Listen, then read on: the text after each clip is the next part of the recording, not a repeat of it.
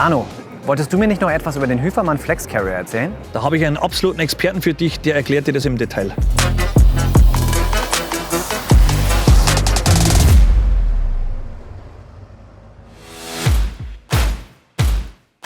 Hüfermann Flex Carrier. Wofür wird das Fahrzeug eingesetzt und was kann das Fahrzeug? Also zunächst mal ist das Fahrzeug ein toller Popcornhalter, Simon. Ja? Wenn man hier guckt, kann ich reinstellen, perfekt. Wie der Name schon sagt, Flex Carrier ist ein Fahrzeug für den multiflexiblen Einsatz und den Transport sowohl für Abroll-, aber auch für Absetzcontainer. Das Fahrzeug kann von vorne, aber auch von hinten mit einem Rollcontainer beladen werden. Deswegen auch eine pneumatisch absenkbare Zuggabel. Und für Absetzcontainer haben wir zusätzlich noch unser Multifix patentiert, um verschiedene Behältergrößen aufnehmen zu können.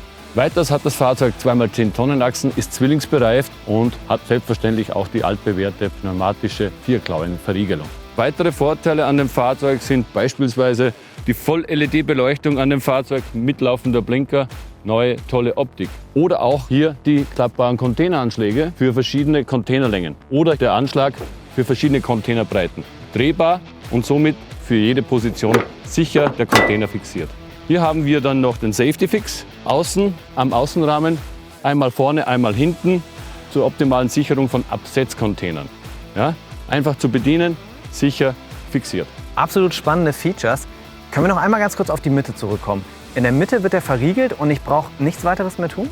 Richtig, Simon. Durch den Multifix, der auch verstellbar ist in der Länge für die verschiedenen Containergrößen mittels dieser Schrauben, muss der Container nur in der Mitte bei den Haken verriegelt werden und ich brauche keine zusätzliche Kettensicherung außen am Container bzw. außen am Fahrzeug.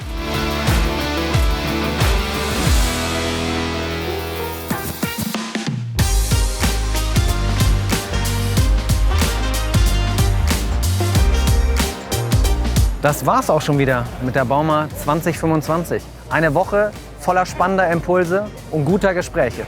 Ich bin so dankbar über das Feedback unserer Kunden, weil das hilft uns, unsere Produkte noch besser zu machen. Danke an alle, die uns besucht haben und die Messe so besonders gemacht haben. Wir sehen uns spätestens bei der nächsten Bauma. Packen wir's! Packen wir's!